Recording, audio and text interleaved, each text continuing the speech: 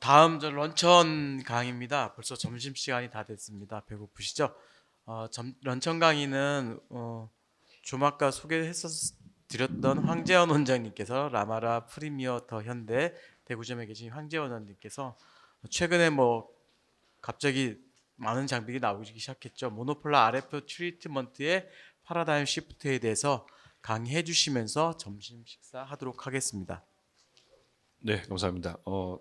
우리 고현성 원장님 말씀하신 것처럼 최근에 뭐 이제 모노폴 RF가 많이 나오잖아요. 근데 그 모노폴 RF가 지금까지 제가 생각할 때는 조금 그 시술의 메커니즘이 좀 오해가 많은 것 같아요. 근데 그것들을 좀 우리가 패러다임을 바꿔서 시술하면 좀 더 덜 아프면서 효과를 더 낼 수 있는 그런 방식에 대해서 설명드리도록 하겠습니다. 오늘 뭐 제가 말씀드리는 장비는 이제 볼륨어인데 패러다임을 먼저 보려고 하면 이게 한 20년 전에 나왔던 2003년이네요. 2003년도에 이 논문을 기준으로 이제 서마지라는 장비가 FDA 승인을 받았습니다. 그래서 이 논문이 거의 이 모노폴 RF 시술의 패러다임을 이렇게 구성하고 있다 볼 수 있거든요. 그래서 이걸 좀 살펴보시게 되면 우리 다 알고 있는 내용입니다. RF를 했더니 콜라겐이 컨트랙션 되면서 온도링 리스판을 통해서 우리가 뭐 리주비네이션이나 리프팅이 되더라. 그리고 그 아이디얼 온도는 57도에서 61도다. 저는 이제 개인적으로는 이 온도가 이렇게 나왔던 자체가 뭔가 첫 우리 연구 자체가 설정이 좀 잘못되지 않았나라고 생각을 하는데 결국은 이 정도 온도를 가지고 치료를 하는 것은 당연히 딥더미스나 서브더말 레이어 쪽인데 문제는 두 가지입니다. 하나는 뭐냐면 실제로 우리가 지금까지 나와 있는 모노폴 RF의 최고 파워까지 써서 시술하지는 않습니다. 뭐 아파서 안 되죠. 아파서 아픈 거 참다 하더라도 문제를 만들 수가 있기 때문에. 근데 또 중요한 건 뭐냐면 그렇게 시술하지 않고 낮은 온도로 해도 효과가 계속 있었어요. 그리고 실제로 실험실에서 예를 들어서 우리가 주로 많이 쓰는 2.5 레벨 정도를 한 샷을 조사를 해보면 온도가 55도 올라가지 않습니다. 여러 샷을 이렇게 우리가 견딜 정도로 반복 조사하면 거의 최고 올라가도 55도거든요. 근데 57도에서 61도는 어떤 의미냐면 콜라겐이 리모델링이 되는 그런 온도입니다. 근데 그 콜라겐 리모델링이 될 때 그냥 42도 45도 정도 제네시스 테크닉 정도 온도로 그냥 회복이 되면서 빨리 리모델링 되는 게 있고 60도 이상을 주게 되면 코아귤레이션을 통해서 펩타이드로 바뀌었다가 다시 회복되는 경우가 있는데 지금 그걸 상정한 거예요. 그 말은 임상적으로 통증이나 다른 문제 때문에 쓰지 못하는 에너지를 적절하다고 생각하고 계속 발전돼 왔던 거죠. 그래서 조금 전에 뭐 강의에도 나왔지만 온도가 우리가 40에서 45도 정도, 예를 들어서 이제 우리 온도 40도 이하면 열에 대한 효과는 거의 없을 겁니다. 열을 매개로 하는 효과는 거시적으로 티슈 레벨에서의 효과를 얘기하는데, 근데 40도 이하라 하더라도 우리 LLLT라든지 뭐 여러 가지 낮은 에너지를 사용하는 그런 레이저 치료에도 효과가 있는데 그 효과는 셀룰라 액티베이션이에요. 셀룰라 레벨에. 근데 지금 우리가 RF를 사용할 때는 보통 열을 매개로 하기 때문에 열을 매개로 할 때 42도 45도 정도 되는 리버서블한 체인지를 만드는 영역이 있을 것이고요.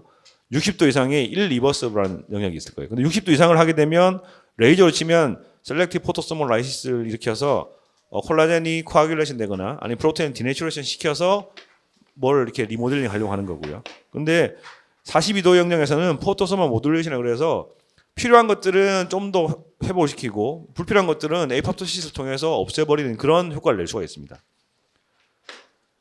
그리고 이제 아까 말씀드린 것처럼 뭐 우리 로 더미스, 레티컬 더미스 이하를 온도를 엄청 올리려고 하다 보니까 결국은 가스 쿨링 같은 다이나믹 쿨링 디바이스를 사용해서 에피더미스나 파피럴 더미스 온도를 급격하게 낮춰야 되는 거죠. 그렇게 낮추고 레티컬 더미스 온도는 훨씬 높여야 되는 겁니다. 그래서 이제 보통은 가스 쿨링으로 뭐 이렇게 이런 장비들이 대부분 가스 쿨링 장비들이 프리 쿨링이 있고 포스트 쿨링이 있고 중간에 쿨링을 몇 번 반복을 하는데 예를 들어서 이제 쿨링이 이런 시스템이기 때문에 보통 원래 원칙적으로는 움직이지 말라고 얘기를 하죠. 이렇게 중간에 움직이게 되면 쿨링 타이밍이 안 맞으면 적절한 쿨링이 안 나가면 그 부분에 뻔히 생길 수 있으니까. 이제 우리 쿨링 방식이 세 가지가 있는데요. 컨택 쿨링이 있고 이건 이제 컨덕션을 이용하는 거고요. 컨벡션을 이용하는 에어 쿨링이 있고 그다음에 증발을 하면서 열을 뺏어가는 DCD 쿨링이 있는데 여기 보시면 CPF라는 게 뭐냐면 우리 SPF 지수 같은 겁니다. 이 지수가 높을수록 쿨링이 잘 되는 거거든요. 그래서 당연히 쿨링은 냉매가 영하 20도 정도 되는 가스 쿨링이 훨씬 좋습니다. 당연히 쿨링 자체만 따지면. 근데 문제는 쿨링이란 게 쿨링을 하는 목표가 다를 거거든요. 예를 들어서 내가 레이저를 사용해서 진피에 있는 혈관을 없애고 싶습니다. 근데 진피에 있는 혈관을 없애고 싶은데 에피더미스는 뻔을 입으면 안 돼요. 그러면 에피더미스나 진피 혈관 없는 부위까지는 급속히 냉각을 시키고 레이저를 강하게 조사해서 진피에 있는 혈관을 파괴하고 위쪽은 냉각을 시키는 게 맞죠. 근데 최근 들어서 이제 우리가 이제 흑자 레이저 같은 것들로 나오는 장비를 보면 그 장비가 쿨링을 하는 이유는 흑자 아래쪽에 있는 혈관을 보호함에 있거든요.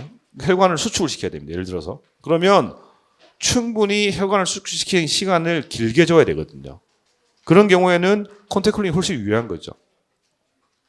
그래서 이제 이렇게 컨택 쿨링하는 방법, 에어 쿨링하는 방법, 그다음에 가스 쿨링하는 방법이 있는데 두 가지를 비교해 보면 가스 쿨링은 급격하게 냉각시켰다가 다시 그 부분이 온도가 다시 올라갑니다. 왜냐하면 증발되고 나면 끝나기 때문에. 그래서 아까 말씀드린 것처럼 뭐 진피 혈관 치료 같은 일시적으로 혈관 치료하는 시간 동안만 냉각을 시키고 회복시킬 때는 훨씬 유리한데 컨택 쿨링 같은 경우에는 쿨링을 계속 할 때 계속 점점점 온도가 내려가요.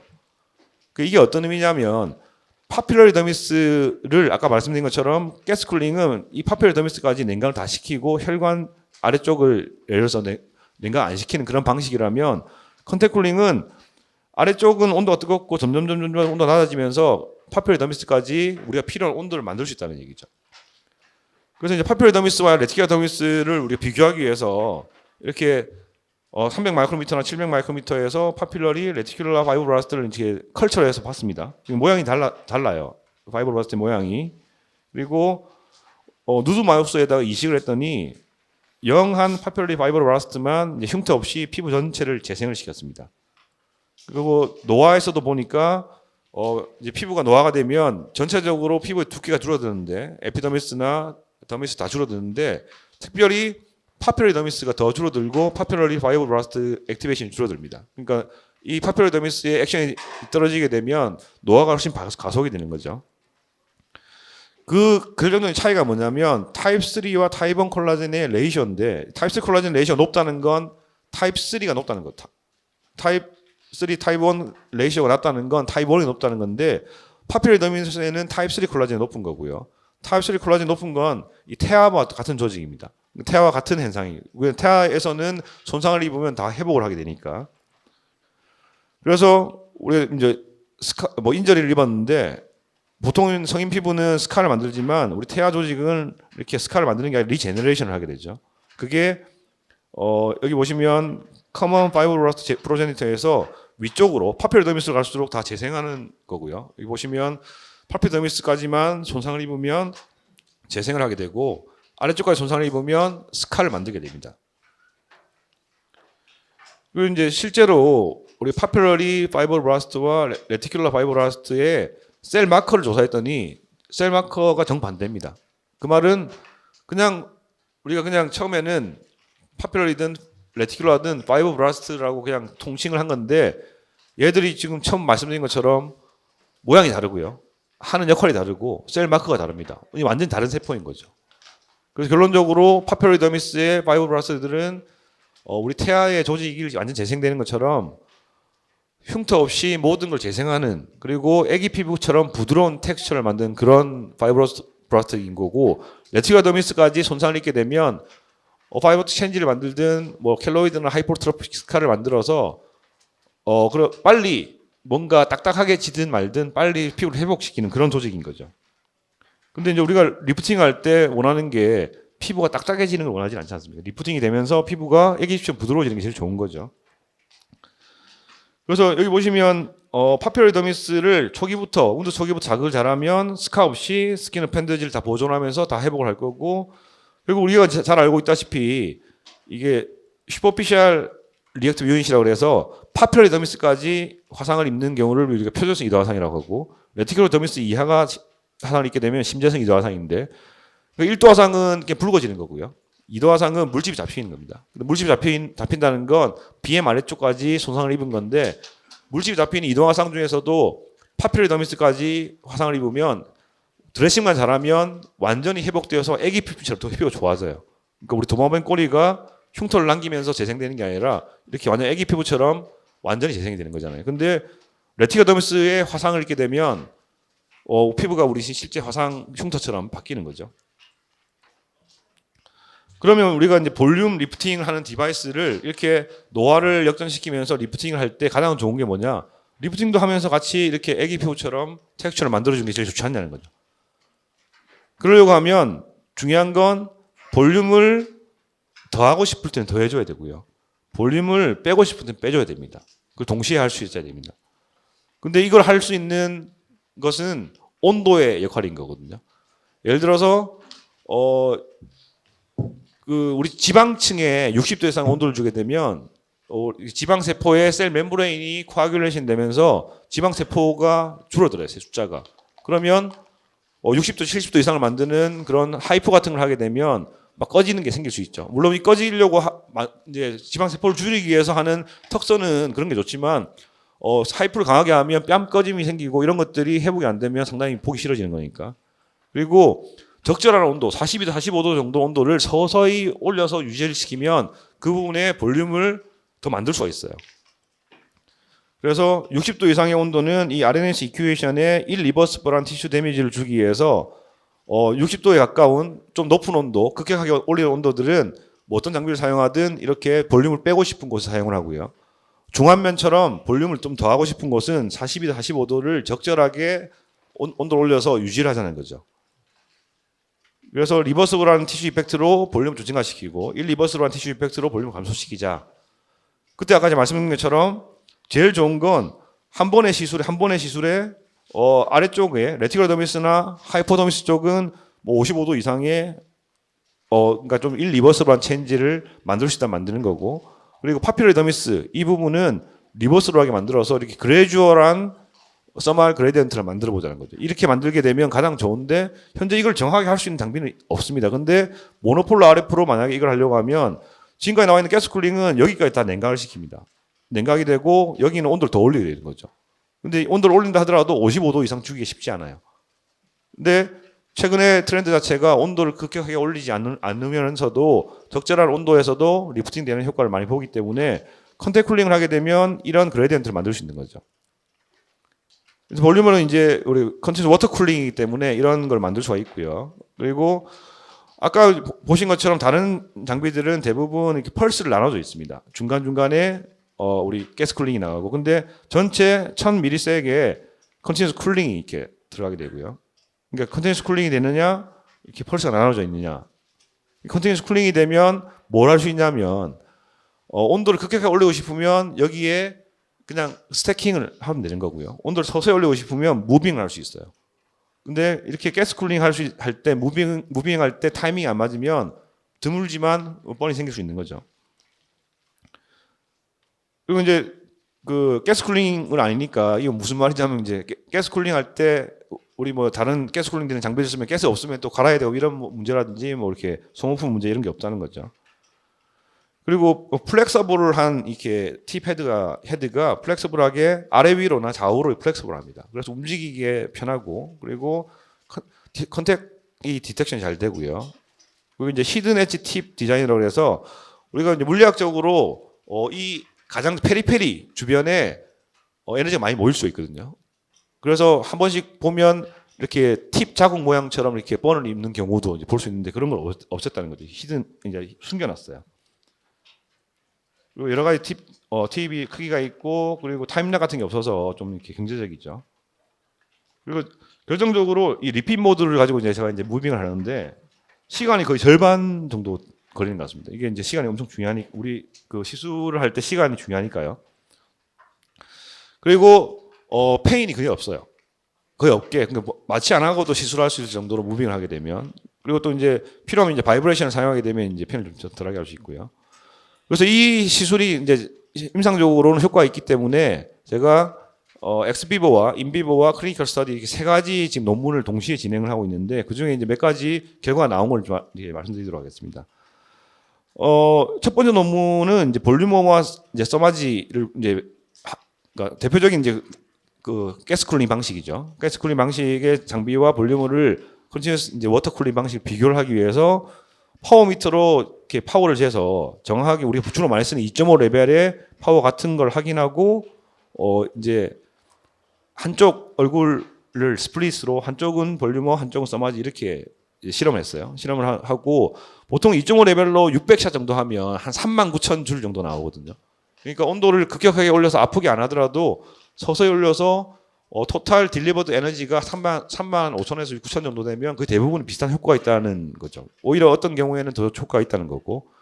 그래서 이제 실험 디자인 이건 이제 엑스비버는 진행 중인데 이렇게 두 가지를 온도를 이렇게 특수하게 이제 진피 온도를 측정할 수 있는 장비를 고안을 해서 실제 온도를 측정해서 이제 이 실제 온도 측정한 엑스비버 조직을 컬처를 하게 되면 이런 것들 우리가 바이오마크를 조사할 수 있어요. 조사를 해서 어떤 걸 하고 싶냐면 지금까지 패러다임이 일리버스블 티슈 이펙트가 있어야 될 것 같은 느낌으로 갔었는데 리버스블한 부분을 주로 사용했었고 실제로 그리고 그런 것들을 사용하자는 의미인 거고 근데 아까 말씀드린 것처럼 이렇게 온도가 어느 정도 이하이면 셀룰러 액티베이션 되는 그런 효과는 분명히 있겠지만 모노폴러 RF가 원래 원하는 온도를 매개로 하는 뭐 정확히 말하면 40에서 45도 이상의 온도를 매개로 하는 것은 없을 거니까 요 아래쪽이 아니고 요 위쪽이 아닌 이런 이펙티브 존이 있을 거고 이제 볼륨어를 강하게 사용할 때와 무빙어로 사용할 때 이런 존을 찾아서 이제 정확한 에너지 레벨을 보자 이런 이제 실험을 이제 진행 중에 있고요.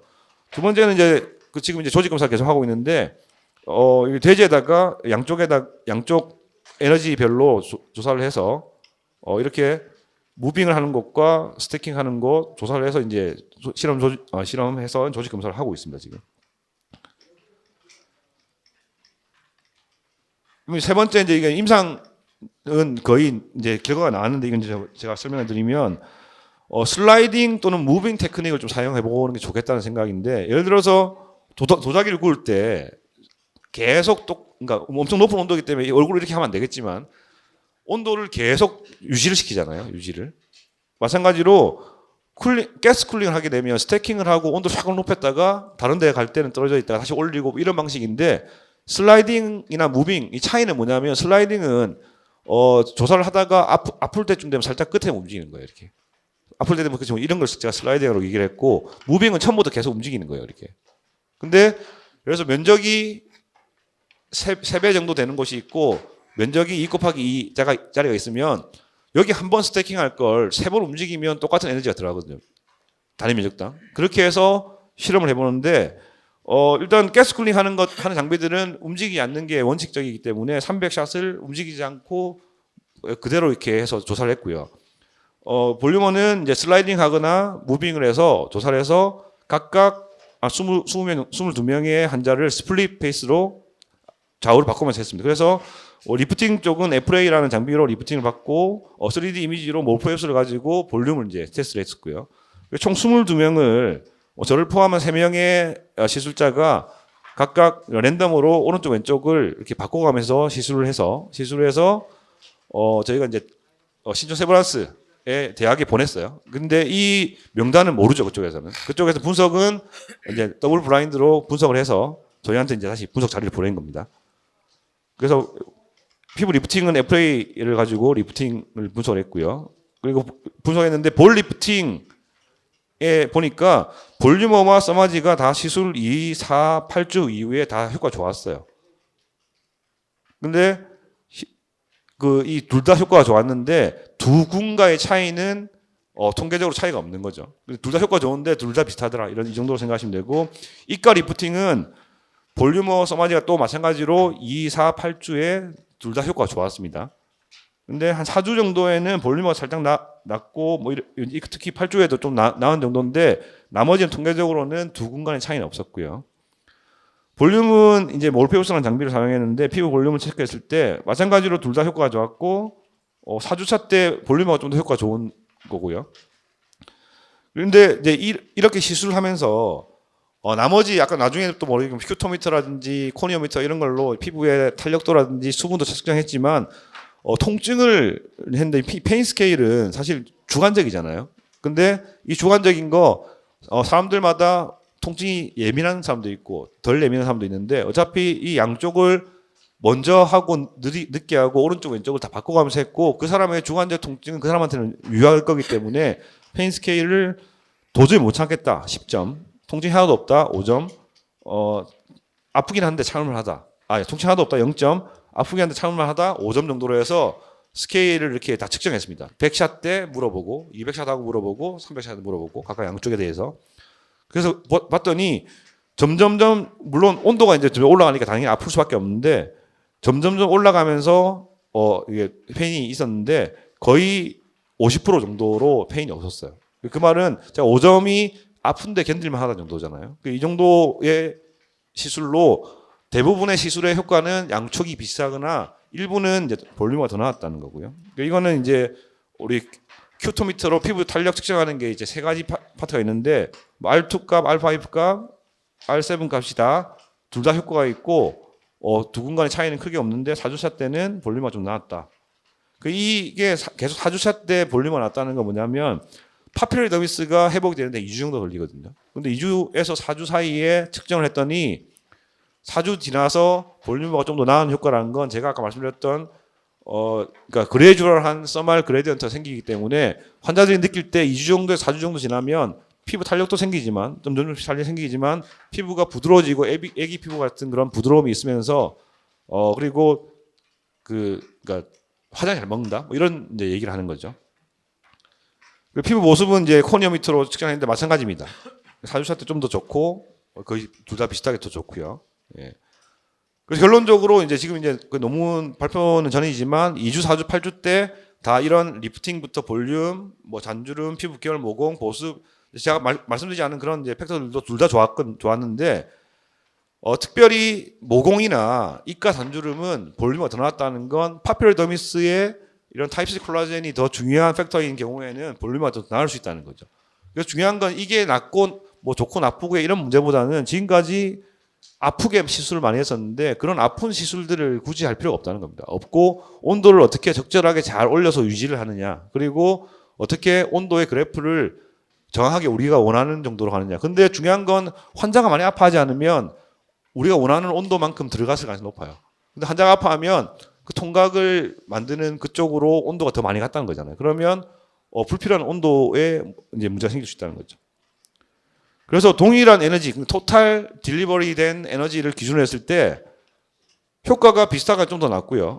통증은 절반 이하고 스피드도 2배가 빠르고 환자 쪽의 코스트든 병원제 코스트든 더 싸고 하다면 이것만 해도 충분히 이제 패러다임 바꿔볼 필요가 있죠. 근데 벡터는 뭐냐면 제가 나중에 이제 보여줄 사진 보시겠지만 이렇게 우리가 그 중력 방향의 반대 방향으로 벡터를 만들면서 이렇게 움직일 수 있으려고 하면 스태킹이 아니라 움직이는 방향으로 이렇게 올려야 되는데 여기는 볼륨 빼는 방향으로 벡터를 만들고 여기는 볼륨 만드는 방향 벡터를 만들게 되면 따로 이제 볼륨만 따로 이제 그 실험을 한 게 있는데 자 우리가 그 피부가 노화가 되게 되면요 이렇게 숲 같은 딥팻 컴파트먼트가 이제 줄어들죠. 그리고 바깥쪽 패스들은 그러니까 좀 떨어지게 되고 이렇게 뭐 리텍 리가먼트 근처에서는 이제 폴드를 만들고 이렇게 되고 피부에서는 이게 콜라겐, 엘라스틴, HA가 줄어드는데 에너지 베이스 디바이스로 이런 것들을 좀 회복시킬 수 있고요. 그리고 이런 깊은 쪽 지방 컴파트먼트들은 뭐 필러를 하거나 이렇게 수술을 해야 되겠죠.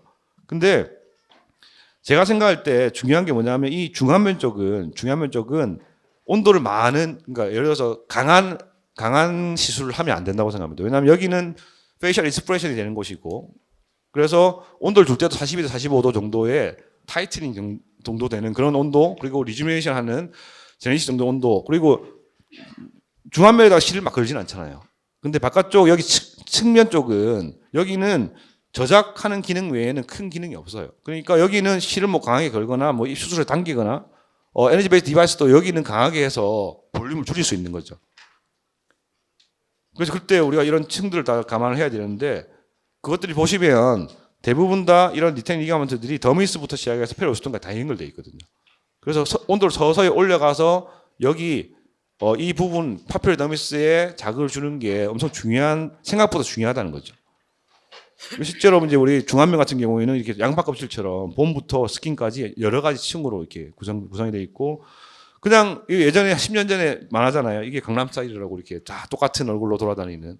근데 이때는 밑에다 엄청 많이 깔고 10cc 깔면 해결이 되는 거잖아요. 근데 중요한 건 이제는 에너지 베이스 디바이스도 이 사람 피부에 맞는 정도의 에너지를 주자, 이런 의미로 제가 말씀드린 건데, 결국 중요한 게 뭐냐면 이 자이고 막실러리 포인트라고 이렇게 연결했던 선에서 가장 높게 보이는 이 지점이 위로 올라갈수록 동안으로 보이고요. 아래 떨어지면 이제 좀 늙어 보이는 거거든요. 그래서 여기 딱 보시면 누가 봐도 뭐 주름 때문에 그럴 수 있지만 중안면만 봐도 누가 더 젊은지 알 수 있지 않습니까? 그래서 이게 중요한데, 그래서 어떻게 했냐면 바깥쪽 우리 볼륨 줄이고 싶은 곳은 스태틱 모드나 아니면 온도를 좀 빨리 올리게, 둘 중에 하나죠. 스태틱으로 쭉 누르고 있거나 아니면 4레벨 정도로 이렇게 에너지를 급격하게 주는데 움직이거나. 근데 중안면 쪽은 볼륨을 만들기 위해서 무빙을 하는데 이렇게 벡터를 주면서 무빙을 해서 시술을 했더니 직후긴 하지만 이렇게 GM 포인트가 좀 올라가고 턱은 이렇게 볼륨이 좀 줄는 게 보이잖아요. 이렇게 해서 또 새로 한 20명 정도를 해서 최근에 이제 그 데이터를 받았는데, 제가 말씀드린 것처럼 무빙으로 했던 이 중화면 쪽은 볼륨이 더 증가되는 걸로 이렇게 측정이 됐고요, 통계적으로. 그리고 온도를 급격하게 올리려고 했던 이 턱선이나 이쪽은 볼륨이 줄어들고 리프팅이 됐던 걸로 측정이 됐거든요. 이 두 가지를 우리가 감안했을 때 지금까지 우리가 생각했던, 사실 뭐 가스 쿨링 되는 장비들 900샷 하려고 하면 이렇게 수면 마취하고 하는 경우도 있지 않습니까? 근데 굳이 그렇게 강하게 하지 않더라도 토탈 에너지가 일정하게 들어가고, 내가 원하는 부위, 볼륨을 주고 싶은 부위는 무빙을 하면서 벡터를 만들고, 볼륨을 빼고 싶은 부위는 스태킹을 하거나 아니면 무빙을 할 때 볼륨 빼는 방향으로 이렇게 하게 되면, 저는 이제 볼륨 시술을 하면서 단 한 케이스도 아까 보여드렸던 그 즉시 효과가 없는 경우가 없었어요. 그러니까 결국은 한쪽만 하고 즉시 효과를 보여주고, 물론 이건 부종이나 이런 것 때문에 즉시 효과가 생긴 거지만 보여주고 다시 눕혀서 왼쪽을 좌우 대칭을 맞춰주면 환자가 생각할 때는 일단 효과가 있는 거예요. 그러니까 지금까지 모노폴 RF는 즉시 효과를 내기 쉽지 않았잖아요. 그게 왜 그러냐면 우리 풍선이 있을 때 풍선의 한쪽을 꼬집습니다. 꼬집으면 꼬집은 쪽으로 딸려가잖아요. 자, 더모독신 할 때 깊게 크게 휘를 만드는 것과 얕게 작게 휘를 만들면 여기가 더 강하니까 이쪽 딸려가는 거예요, 이쪽으로. 자, 우리 라세레이션이 생겼습니다. 라세레이션이 생겼는데 피부가 원래는 같은 텐션이었는데 라세레이션 생기니까 찢어진 곳보다 바깥쪽이 더 텐션이 강하니까 딸려가는 거잖아요. 근데 다시 꼬매서 정확하게 텐션을 맞춰주면 그냥 스카가 안 생기는데, 너무 강하게 꼬매면 그쪽으로 모여서 그쪽으로 또 스카를 만들잖아요. 결국은 피부는 벡터를 만들 때 내가 원하는 벡터로 당겨가는 방향 쪽으로 강한 자극을 주는 거예요. 온도를 강하게 하거나 강한 자극을 주거나. 결국은 그런 강한 자극을 주는 벡터를 만들게 되면 즉시적으로도 더 큰 에너지가 들어갔기 때문에, 예를 들어서 우리 몇 시간 가지 않지만 경락 마사지만 받아도 얼굴이 이렇게 막 작아지잖아요. 근데 그 경락할 때 그냥 이렇게 똑같은 텐션으로 하는 게 아니라 어디는 엄청 강하게 하고요, 어디는 약하게 해요. 물론 몇 시간 안 가지만. 근데 이런 온도를 외교로 하는 것들은 제가 이제 절반 그러니까 환자한테 거울 보여주고, 그리고 끝나고 나서 콜라겐 타입 3 때문에 2주 지나면 피부가 애기처럼 부드러워지고, 그다음에 피부에 화장이 잘 먹을 거예요. 그리고 2, 3개월 지나면 타입 1 콜라겐 때문에 더 리프팅이 될 겁니다. 라고 이렇게 3, 4개월 시킵니다, 환자들한테. 그러면 세뇌를 다 당해요.